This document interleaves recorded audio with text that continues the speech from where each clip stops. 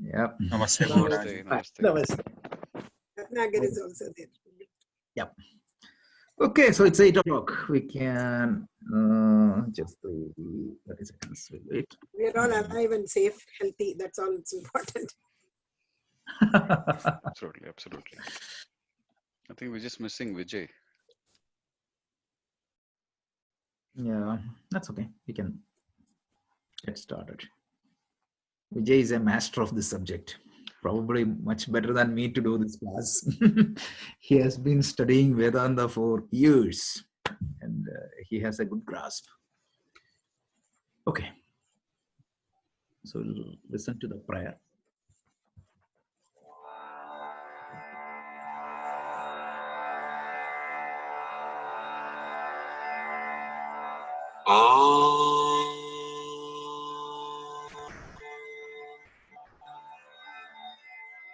Sahana vavatu Sahanau bhunaktu Sahaviryam karavavahai Tejasvinavadhitamastu Ma vidvishavahai Om Shanti, Shanti, Shanti. Okay, namaste and welcome to the final session of this particular course, which is Introduction to Vedanta. Initially, I thought we may need 2 more sessions, but the additional topic I was planning to cover was karma. So since we are covering that karma on Sunday, that's why I skipped that topic from this topic. We'll publish the video. If anybody didn't attend, in 2 sessions, we are planning to cover the topic of karma. What is karma? Because last week we had a good discussion. And this week, couldn't attend because I was attending from Ashram. Swamiji was giving a lecture on Karma Yoga in Bridgewater Temple. Sure. So I didn't know about this timing. I was attending that and I couldn't get out of that. It was the same time. Sorry. We'll put the video out. And also there is one more session next week because we only covered the first topic of karma. It was a discussion from the beginning and we'll cover that next week. And that will conclude this topic. So the intent of this program, if you really think about the history, from our Bhagavad Gita class, a few people like Kailash ji wanted to go to Vivek Chudamani and Upanishads. It's really good, but I said, before we go to this serious Vedantic books like Upanishads especially, we need to have some primer course, especially understanding the terminology, understanding the flow, and what exactly is the overall structure is. So the intent of this program was to introduce that, just give a very high level introduction, and also make us ready for the next program, which is the deep study of Vedanta. That is what we are going to do. We will go to the Upanishads later, but probably after covering one Prakarana book. So then the top question was, traditionally the Prakarana or the introduction is taught with a book. And that book would be usually Tattva Bodha or Atma Bodha or sometimes Vivek Chudamani. But Vivek Chudamani itself is almost 700 verses. So means more than that. So how practical it is to do that. So that's why without following a textbook, without following a specific textbook, pulling content from almost all the book, we put together this program. And we presented this program. Next week, I will give a summary and listen to any questions, whatever I can answer, we will do that. That is the goal of next week. We will see the major topics we covered. Like one topic is we introduced what is Vedanta. Then we introduced why do we need Vedanta. And then we talked about how do we practice Vedanta. So these were the three topics we initially introduced. And then we went into what exactly is Vedanta. It is the knowledge about yourself. And we used certain teaching methodologies called as prakriyas. Dridrishya Viveka, that was the major teaching methodology we used. And using that teaching methodology, we found that the Shariratraya, Vyavastatraya, and Panchakosha, we did the analysis of Dridrishya Viveka on these three models. So we tried to understand who we are and who we are not. That was our goal. And from there, we went to the next topic. Who is Atma? Who are you? What are all the main dimensions of Atma? How many Atmas are there? If you remember, that was the next topic.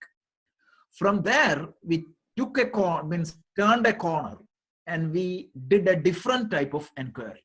Because the first portion of our inquiry was, we were looking into ourselves and trying to understand who we are. In the second portion, we turned the corner and we looked at the world. And when we looked at the world, we used they are called orders of reality. 3 orders of reality, we talked about that. And then we talked about what exactly is this universe is. Where is Ishvara in this universe? Where is God in this universe? So we went through that Srishti Prakriya. From the absolute, you get the elements. From the elements, you get the physical and subtle elements, all that we saw. And in the last week class, we introduced who is Ishvara, because that's very easy, very interesting topic to understand. So now the last topic which we need to talk is, we already saw who is the real Jiva. We found that it is consciousness, and we so introduced what is Ishvara. Today what we are trying to see is what is the identity or relationship between this Jiva and Ishvara.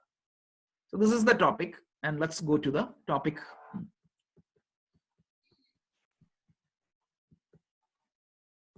Okay, so this topic of Jiva and Ishvara relationship, probably that is the most important topic in Vedanta.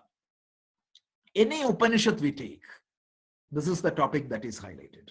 The oneness or the relationship between Jiva and Ishvara. Just to recap, Jiva represents the individual, microcosmic level, whereas Ishvara represents universal and macrocosmic level. A very simple example will demonstrate this idea very clearly. Think about a wave and an ocean. Who is the creator of the wave? It's ocean, right? Without ocean, the wave will not be created. And who is the sustainer of the wave? Again, ocean. And once the wave is dying, from where it goes back to? Ocean. Again, it is ocean. So you can consider in this example, the wave as individual Jiva, and ocean, if you really think about it, it is the collection. It is the sum total of all the waves, all the manifestations of water in that particular place is ocean. So that is how the sum total of the entire body, the sum total of the entire mind, much more than that, because Ishvara is the addition, means it is the collection of every body, it is the collection of every mind, and it is the collection of every intellect. That is the Ishvara, or the Lord of the universe. So Purusha Sukta, one of the Vedic hymn which describes this aspect of Ishvara, he tells, you can see the Ishvara as Sahasra Shirsha. Sahasra means thousands of heads, meaning every head in the universe belongs to Ishvara. Sahasra Shirsha Purushaha Sahasraksha Sahasrapad. And then he tells, if you put everything added up together, still there is even additional scope for Ishvara. So this is Ishvara, and this Ishvara gets manifested at the beginning of the cycle, and Ishvara get merged back to the unmanifest form at the end of the cycle. And in between, from this Ishvara, the whole universe comes out, and all universe is sustained at Ishvara. and finally everything merged back to Ishvara. So Jiva represents the individual microcosmic level and the Ishvara represents the macrocosmic level. Now the important question is, who gives existence to Jiva? It is Brahman or the reality or the consciousness. Next question is, who gives existence to Ishvara? That is also the same Brahman. So it is that Brahman or Nirguna Brahman gives existence to Ishvara as well as the individual. Look at the example of the wave and the ocean. Who gives the existence of the wave? Water. Who gives existence of the ocean? That is also water.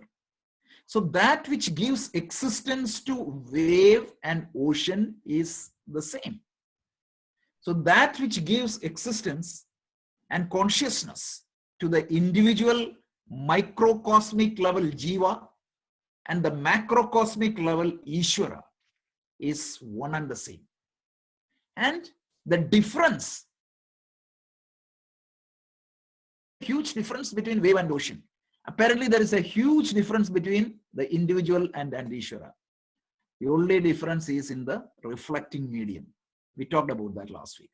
So the Ishvara, the consciousness get reflected in a larger canvas, whereas for Jiva, the consciousness get it in a smaller canvas. That's it. But both Jiva and Ishvara is reflecting the same truth, which is the absolute reality or the Brahman. So three things we need to consider. One is Brahman or the absolute reality. Then you need to consider Ishvara, which is the God of the universe, which governs the universe. So, but that God of the universe or that entity which governs the universe, that came from that Nirguna Brahma or the absolute reality. And the individual Jiva, which comes out of Ishvara and merges back to Ishvara. In fact, the existence of that is also provided by the absolute reality. So this is what we call it as the Aikyam of Jiva and Ishvara. Jiva, Ishvara, Aikyam. The oneness of both Jiva and Ishvara. Because in essence, the Jiva is the absolute reality. In essence, Ishvara is the absolute reality. In essence, when I say, what exactly is the existence of a gold ornament? It is gold, right? Even if it's a small gold or even if it is a huge golden vessel, both has the existence of gold. Like that, the individual Jiva, dependent upon the absolute reality or the Brahman for its existence, and the Ishvara in its microcosmic level, macrocosmic level, that's also means that also depending upon the Ishvara, the macrocosmic level, that is also depending upon Brahman for its existence. So this way there is an identity between Ishvara, Jiva, and there is an absolute relationship of Jiva and Ishvara with the Brahman. And this is the most fundamental truth of Advaita Vedanta. So this example is a very good example. So you can see here that, see, there is a sun in the sky. And that sun, when it reflects on an ocean, you can call it as an Ishvara. And when that sun reflects on a smaller medium, it is called as Jiva. And hundreds of Jivas will be there. But how many sun will be there? There is only one sun. The difference is in the reflecting medium, the sun remains the same. So in this particular example, the sun can be considered as the universal consciousness or the self or the absolute reality or the Brahman. The pots, the individual pot can be considered as the body. The water in the pot can be considered as the mind. And the reflection of the sun in that pot can be represented as, can be seen as, it is the life expression of an individual. So last week we made a point. Even if there is sport, if there is no water, even though the sun is there in the sky, it cannot reflect anything. Point number one. Point number two, the first pot has clean water. The second pot has dirty water. And the third pot has dancing water. The same sun that is reflected on the sky, what is going to happen? One pot it is clear, one pot it is dancing, and the third pot it is dark sun or dirty sun. And if there is a fourth pot with dirty and dancing, a dirty dancing sun. So this is what the difference in the reflecting medium is going to make a difference in the way the Ishvara or the absolute reality reflects in the individual. And whereas the macro level, it is a large pool of water and it is a relatively clean water. So what happens is you can see the feature of Brahman getting properly reflected in Ishvara.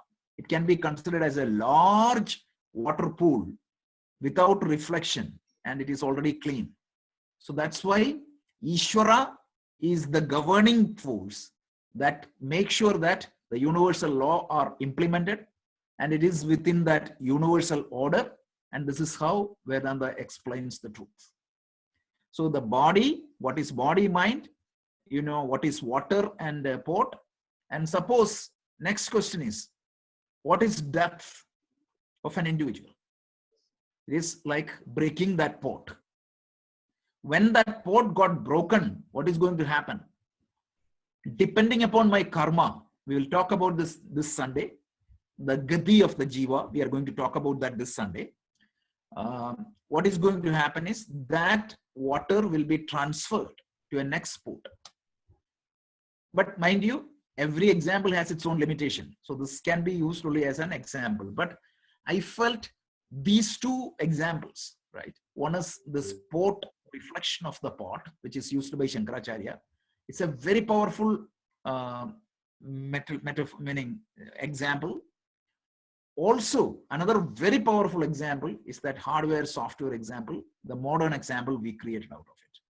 So this is what is Jiva, and this is what is Ishvara, and this is how they are aligned.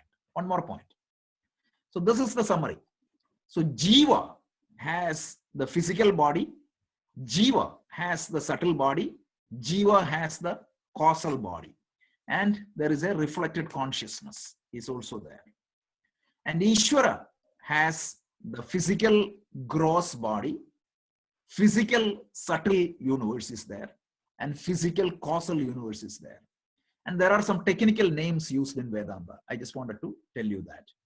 So the physical gross body is called Vakar in Vedanta, or in Sanskrit it is known as Vishwa. Vishwa. And the subtle body of an individual level, it is known as dreamer, or it is known as Taijasa. Vishwa, Taijasa, and the causal body is known as Prajna. And then the combination of all these three together, like the causal body, subtle body, physical body, together with the reflecting consciousness is known as individual or the Jiva. Whereas the counterpart, like the physical universe, is known as the physical cosmic universe is known as Virat Purusha. Whereas the subtle world, subtle universe is known as Hiranyagarbha. And the causal universe is known as Antaryam. And the Ishvara, which is the reflected consciousness on this gross universe, subtle world, and the causal world, that is known as Ishvara. So this is a simplified or a condensed representation of Jiva and Ishvara. So Jiva has Vishwa, Taijasa, and Prajna, whereas Ishvara has this Virat Purusha, Hiranyagarbha, and Antaryam. These are all the technical terms used in the Vedantic book. So let me pause here So much of information was dumped. Have you heard of these terms? Yeah. Vishwa, Taijasa, and Virat Purusha, Hiranyagarbha, and Antaryami. Yeah, we have heard, So but Rajesh, I'm a here, little not clear. Okay, so many questions. Let's go one by one. Good. I mean, So Rajesh, one question I had was, sorry, you please go. Yeah. okay. So One of Vishwa you. here, the gross body, it is the same term as Stula Sharira. Yeah, it is the Stula Sharira. Stula Sharira of an individual is known as Stula Sharira, means it's only physical body.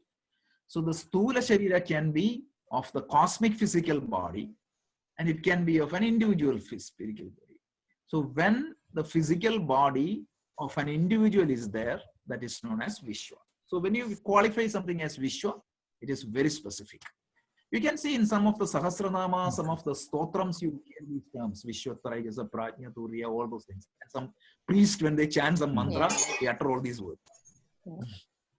Okay. So Taijasa is Karana, Sukshma Sharira, and Prajna is Karana Sharira. Of an individual. Of a Jiva. So, Yeah. yes, of a Jiva. Taijasa is the subtle body of an Jiva, and Prajna is the causal body of an individual. Whereas Virat Purusha, the universal physical body, is known as Virat Purusha. And the universal subtle body is known as Hiranyagarbha. And the universal causal body is known as Antaryami. And then Ishvara. Ishvara also is reflected consciousness.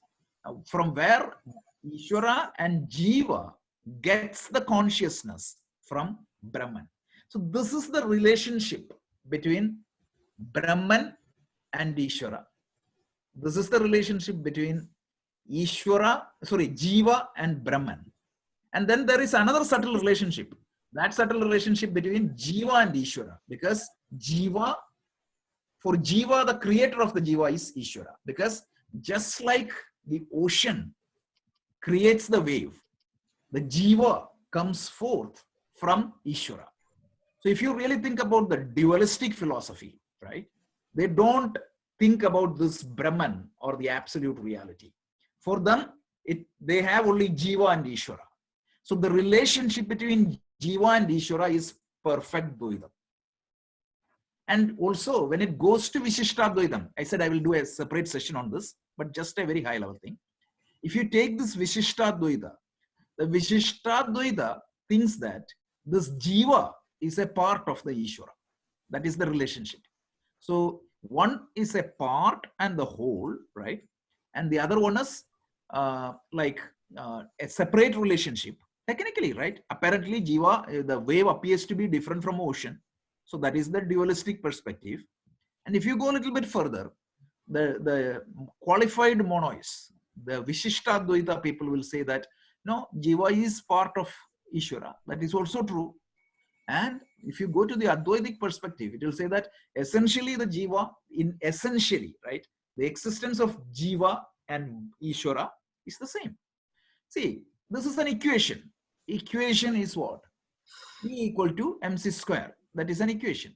So the equation always has a left-hand side and a right-hand side. And one condition of an equation is what? These LHS and RHS should be apparently different. Otherwise, nobody will write 5 equal to 5 and say that it is an equation. If at all there is an equation, the left-hand side and its right-hand side should apparently be different. So when you say tat tvam azi equal to tat equal to tvam, that is an equation. So apparently there is a difference in tat and tvam, and how that unity is established. When you derive that, the derivation is through this, because the dependence or the absolute existence of tat and tvam is nothing but the Brahman, the reality, and the Brahman, the reality, is the unifying factor of Jiva and Ishvara. So, Rajeshji, just as you said that the Jiva comes from Ishvara, Yep. does Ishvara come from Brahman and go back to Brahman? Absolutely. That is the So case. then, in terms of greatness, like, would it be right to think that Brahman is the source of everything, including Ishvara? So, but who is Ishvara? Ishvara is nothing but Brahman, right? Essence of Ishvara. So you can See, say that- that yeah.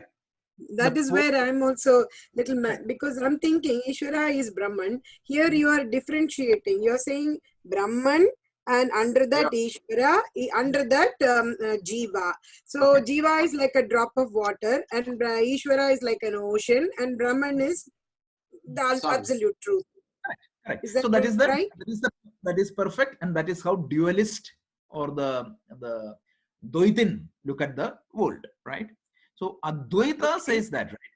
Even though Ishvara has an apparent difference from Jiva, right? Apparently Jiva is different from Ishvara.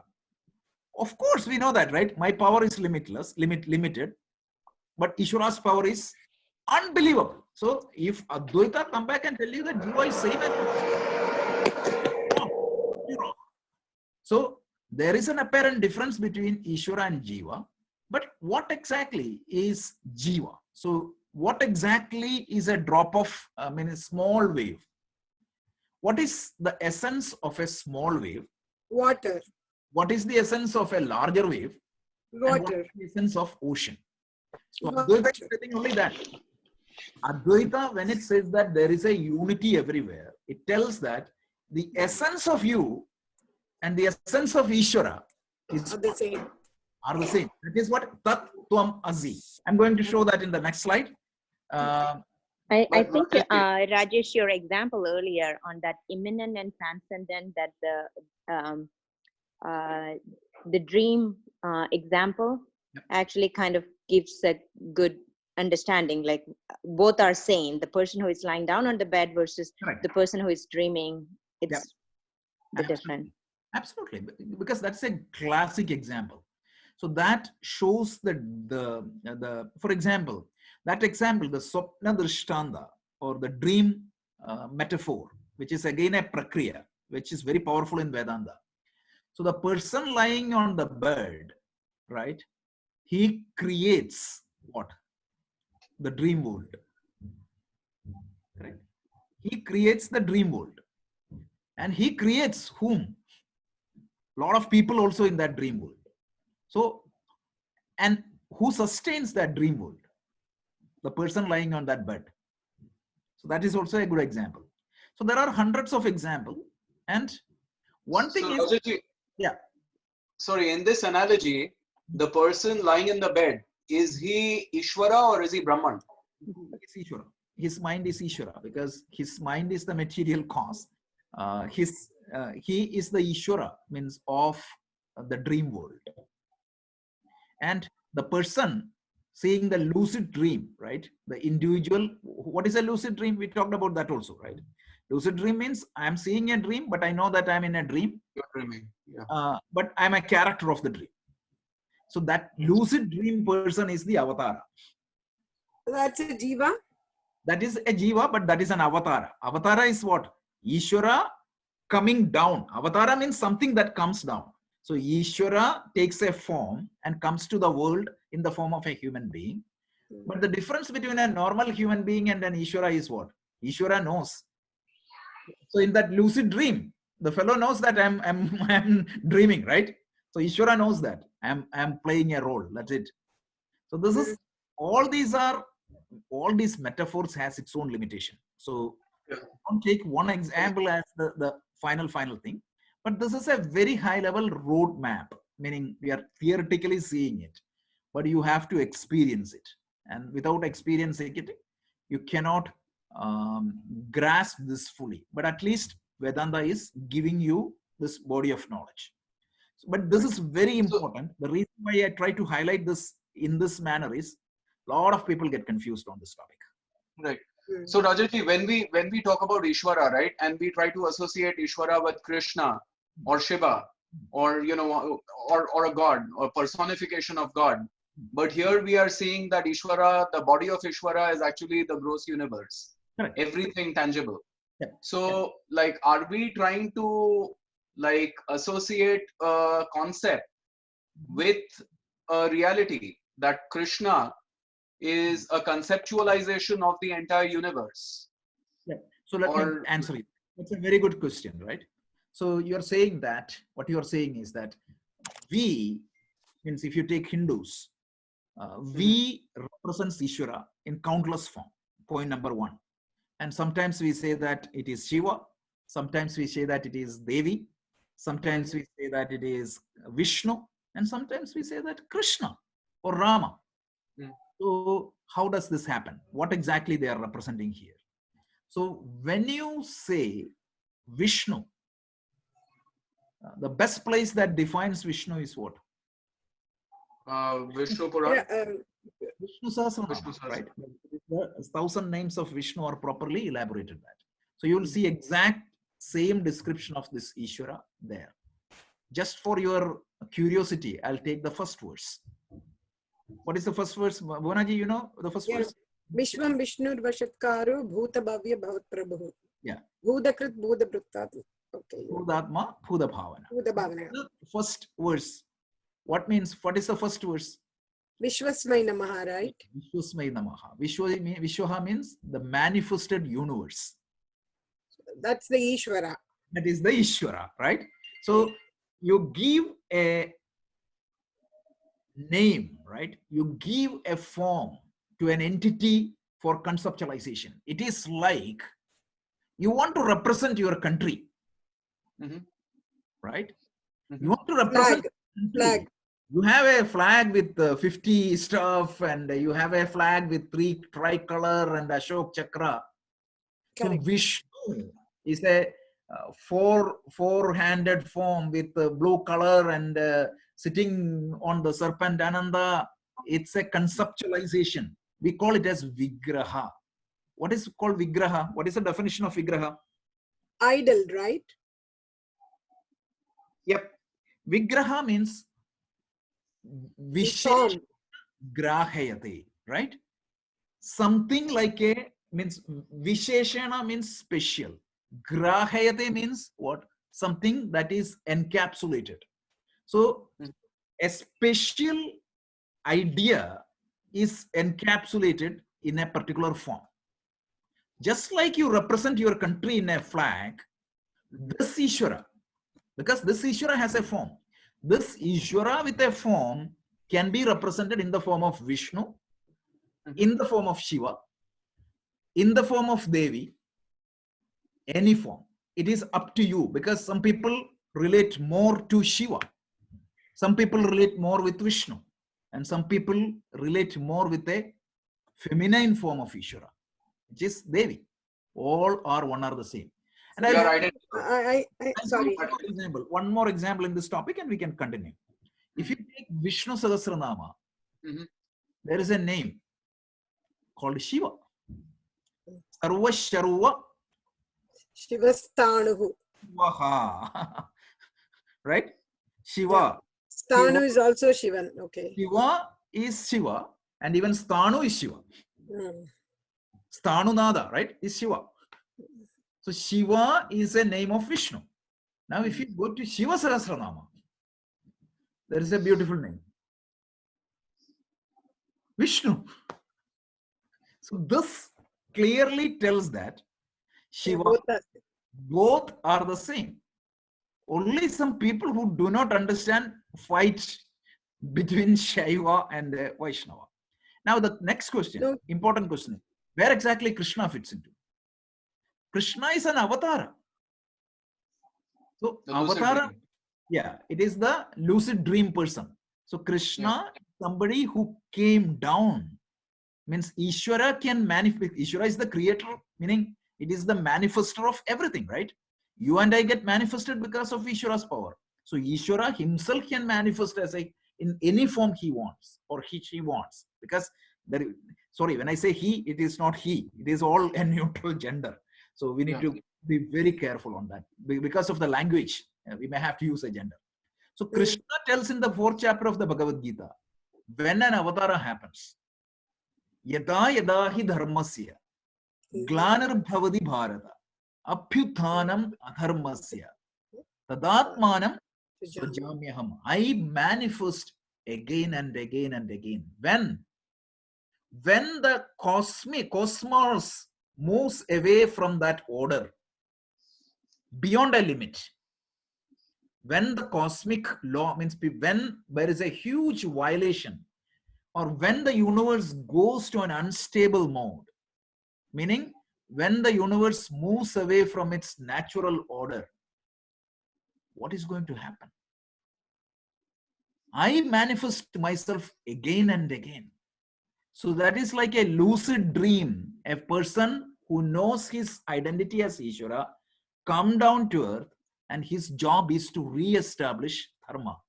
So this is what happens. This is the avatara concept idea, and this avatara is very unique to our culture. And any number of times, any places, and I told you, right, when I was doing that 4th chapter of the Gita, I quoted Swami Vivekananda's words. It is one of the best, most powerful words in the history who expressed an avatara. Like he said, like, when our universe of ours, due to means changes, right? When our goes to an unstable mode, and he quotes 2 examples. Maybe due to growth, or maybe due to change in circumstances. At that point of time, the universal power manifests. Mhm. So this is what is the difference between Ishvara. So we talked about Brahman, absolute reality, which is the transcendent form of Ishvara.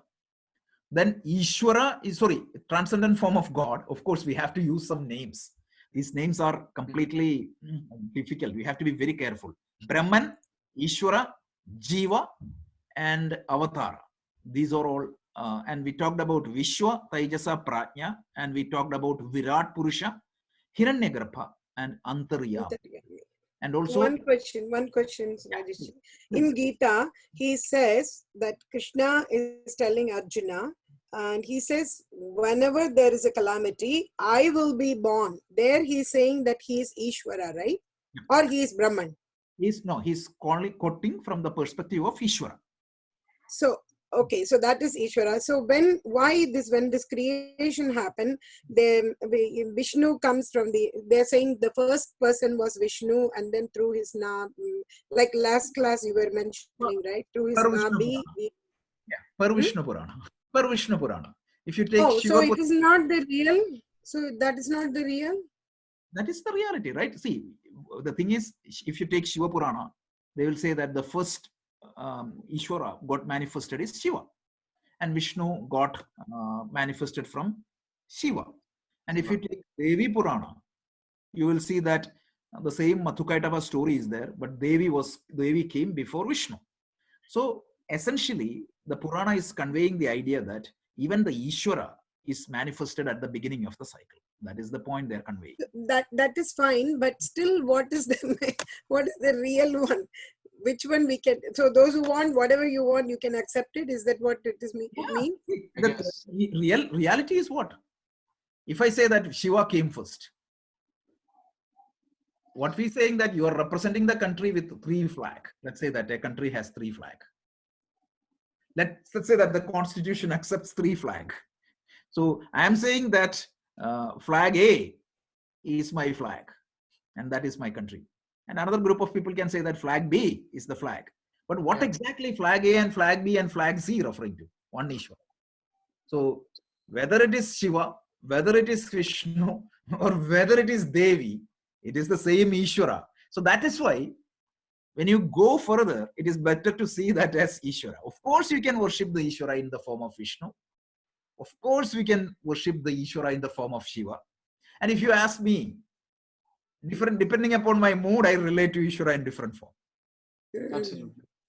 So, Rajaji, is there any question of offense associated with anybody praying to Ishvara in a certain form, and thus like maybe insulting or offending Ishvara in the other form? Absolutely. Because that is right. Absolutely not. If you pray Ishvara in the form of Shiva, that is fine. If you pray Ishvara in the form of Krishna, that is fine. If you pray Ishvara in the form of Father of Heaven, that is also fine.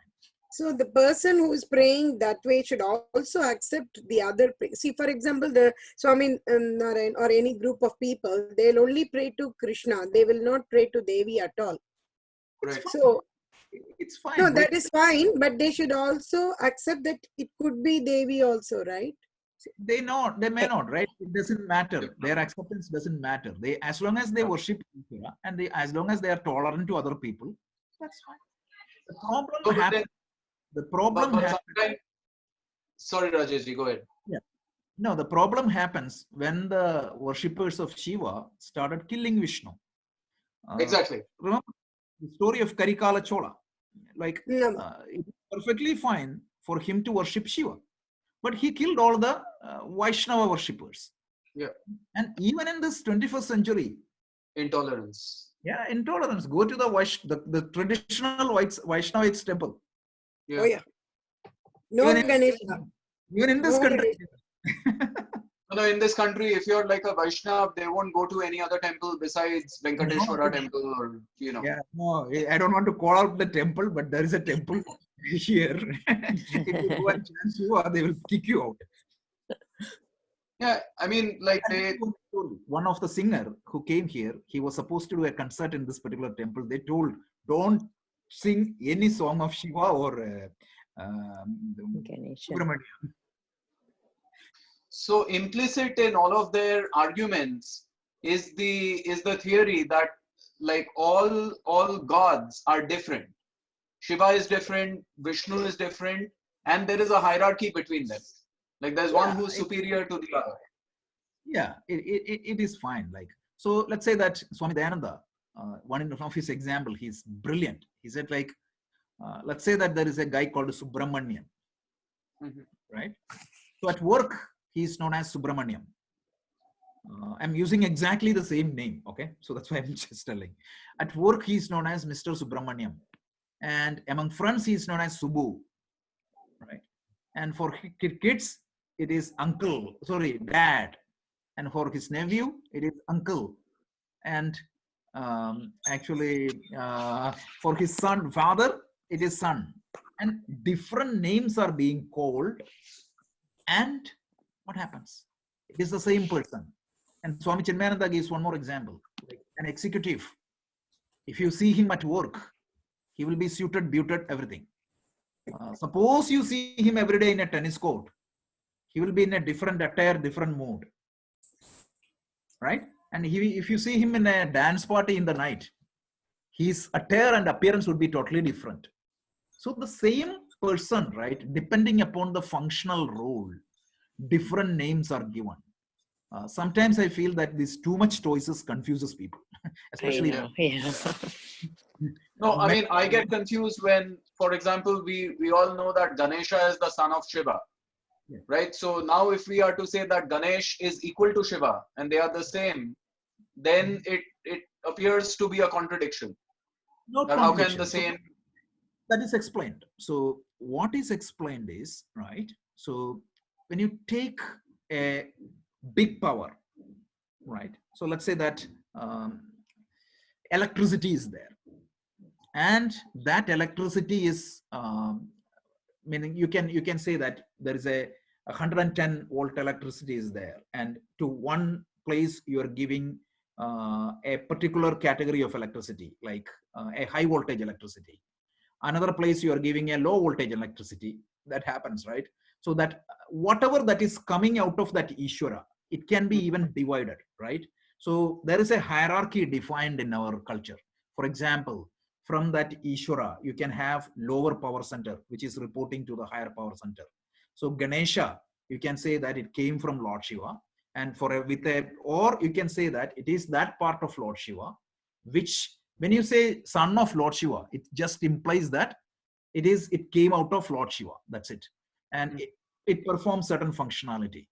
And Lord Subramania, it is again came out of Lord Shiva. It's not that God has all these family and they are different people. No, you are looking at a part of Ishvara in a different form. And this is what the Purana tells. And unfortunately, we try to conceptualize it with our mind and get completely confused. So that's why this understanding that there is one Ishvara, the Ishvara is one, Brahman is one, Jivas are many. So this is the basic principle of Vedanta. And only with this Vedantic vision, you get an understanding of this. Otherwise, it's only a matter of belief. Right. So if I'm stuck in a problem and I'm praying to Ganesh to remove all my obstacles, but I'm praying to Ganesh as if he is Ishvara and he's supreme and he is, he's omnipotent. There's nothing wrong in that, right? I'm Nothing not wrong. offending. No, you're not offending anything. Actually, when you're praying to Ganesha, you're looking at the Ishvara through a particular lens. That's all. Right. Right. That view. So I can give you a different example. So you have a big database and you have 10 different views. One view is created for what?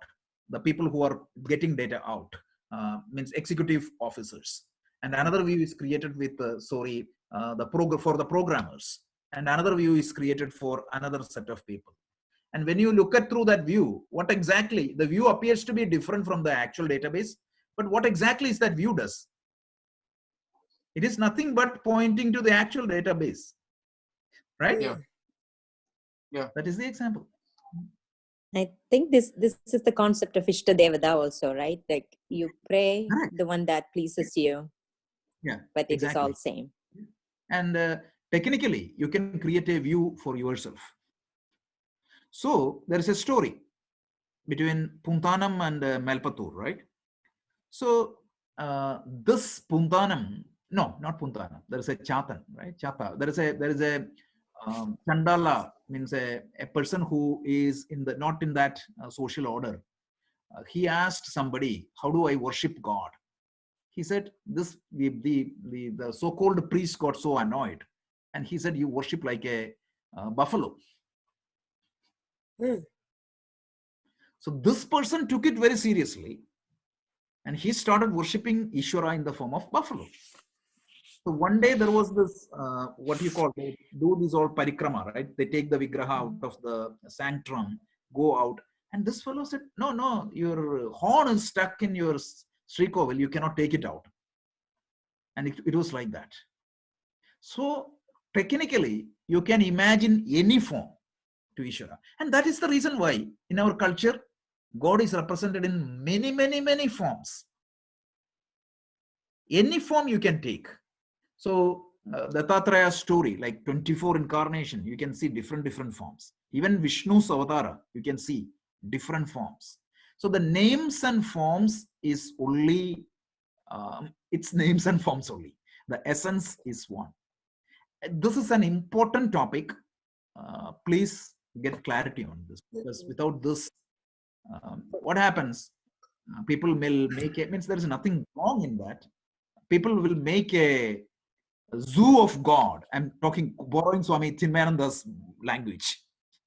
He said, you create a zoo of God, and then what you do? If you do something to Ayyappa, you try to compensate that to Subramanya. And this is what happens. And there is nothing wrong in praying to Ayyappa and Subramanya. Don't take it wrong. But don't think that if you show Arati 3 times here, you do here 3 times. Because you may think that all the human feelings you attribute to God. And we'll see this in the Bhagavad Gita upcoming verses next week. This is exactly what is coming in the 7th chapter. Though a lot of those notions are knocked down by Krishna. I mean, this is one of the biggest world problems today, right? Like Christians are killing Muslims and Muslims are killing Hindus, all in the name of intolerance. That their God is true and every other God is false. So nobody can say that the others is false. And if somebody tells that, forget it. Why do you care? Let them say. That's it. I know so what Rajesh, it is. The oneness of Jiva and Ishvara, this topic comes in the third shaka of the Gita, right? Between the 13th chapter and the 18th chapter. Yeah. So that whole 6 chapters is all about this? Yes. No, predominant topic is this. The first chapter, the predominant topic is individual, like Tvam, and then the 6 to 12 is Tat. And the last, because the Bhakti is introduced in the 12th chapter. Correct. The Bhakti is introduced only after introducing God properly, because Krishna don't want people to have wrong. Okay. That's the reason, right? So he understand me properly and then love me. Interesting. So that's why he explained, right? Rasohamapsu kaunteya, pramasmi shashisurayu. All those points are explained. Sanjay ji, please go ahead with your question. Sorry.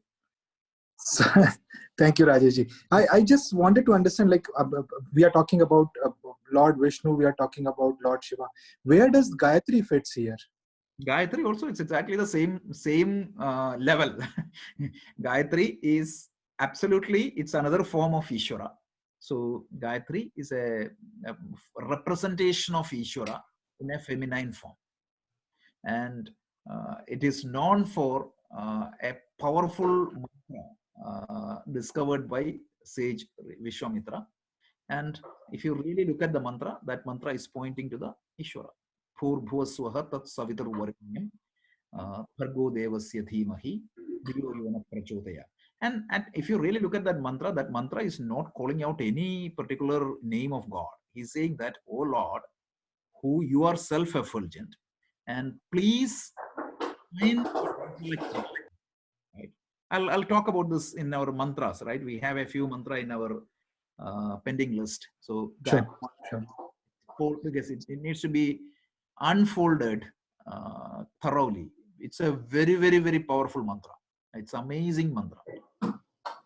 Rajesh, just extending Sanjay ji's question, is it from a practical standpoint, is it wise to pray to a particular manifestation of Ishvara for a particular objective that you may have in mind?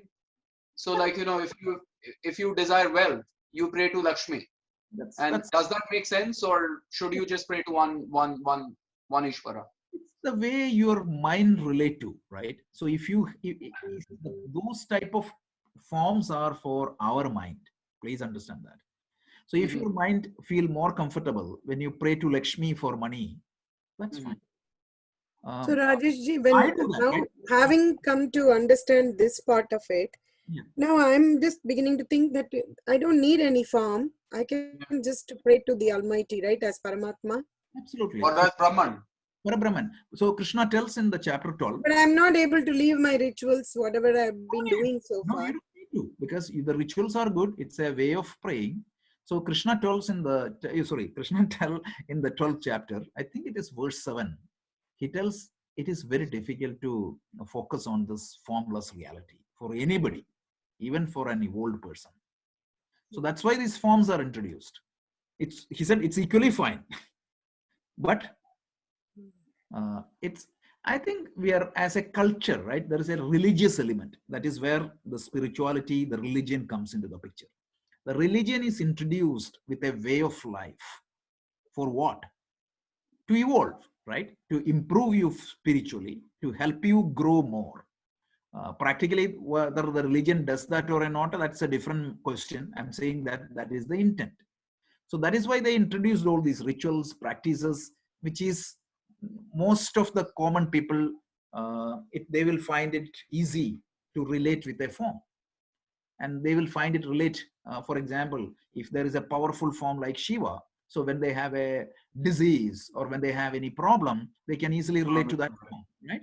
And when they have like a muruka, like if you are seeing bad luck continuously, you can pray, right? If you have Ganesha to remove any obstacles, and you have Lord Vishnu for your protection. So it is different deities or forms are there, and even the phenomenal powers, right? Like the earth, the Indra, the Varuna. What are they? They are phenomenal forces, which is in Rudram. You see that, right? We talked about this. This is a very important topic in Rudram. Okay, so that is good. So let me just cover one more quick topic. So I think I already explained this. The difference between Jiva and Ishvara is the difference in the reflecting medium. One is the reflection is in the ocean. The other one is in a small bucket. So that's mainly the Jiva has limited power. Ishvara has a larger power because of the difference in the reflecting medium. And then, okay, that is the same. but this one is very important. So the purpose of the Vedanta is to introduce this topic to us with very well. So every Veda, any verse that explains this identity of Jiva and Ishvara is known as Mahavakya. Mahavakya, right? So Mahavakya means it is a statement from Veda or the Upanishad, primarily describing this identity of Jiva and Ishvara. So from Rig Veda, the Aitareya Upanishad talks about Prajnanam Brahma. Consciousness is Brahman. So my consciousness and Ishvara's consciousness is Brahman. So that is the Rig Veda Mahavakya. Yajurveda Mahavakya, it comes from Brihadaranyaka Upanishad. It tells Aham Brahmasmi. I am Brahman.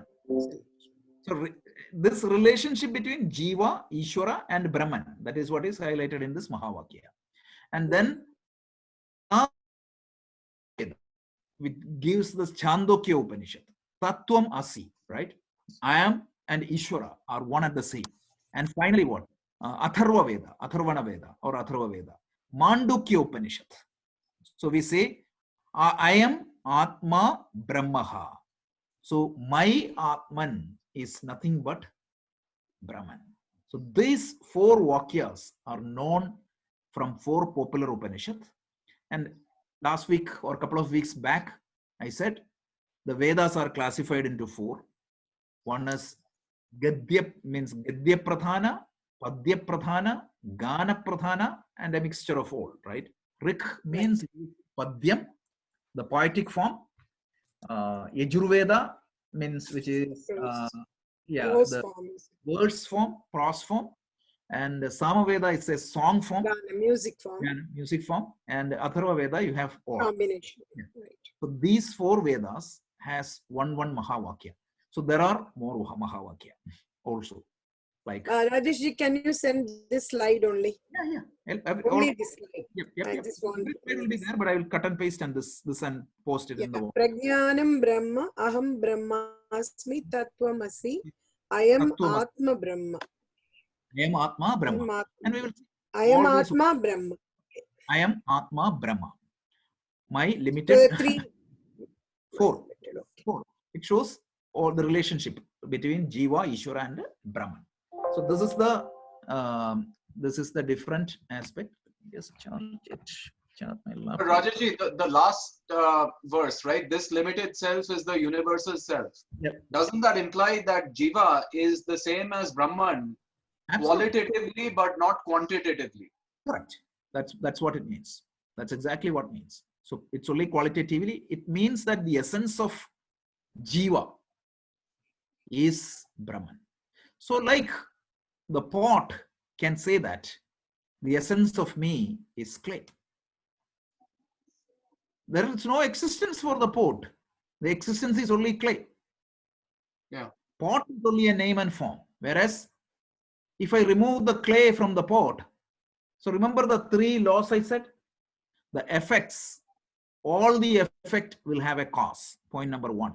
So every Jiva or Ishvara has a cause. So every Jiva has a cause, which is Ishvara, and Ishvara has a cause, which is Brahman. So that is point number one. Second one is what?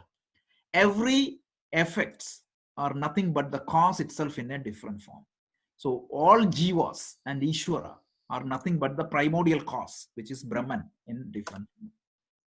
And then what? The third cause. If you take the cause from the effect, if you take the water from the wave, if you take the gold from the ornament, nothing remains. This is the essence when you say. So this concludes one of the most important topic, and the goal of the Vedanta right now, as I said, like this is a parokshanubhuti. I already described that there is a place called Gangotri. You will see a waterfall there, and these are all, there is a temple of Ganga there, and river Ganga originates in a place called Bomuk, and through my words I painted a picture, and that is in your mind. Mhm. The next step is what? You need to take a map and go there and see it. Mm.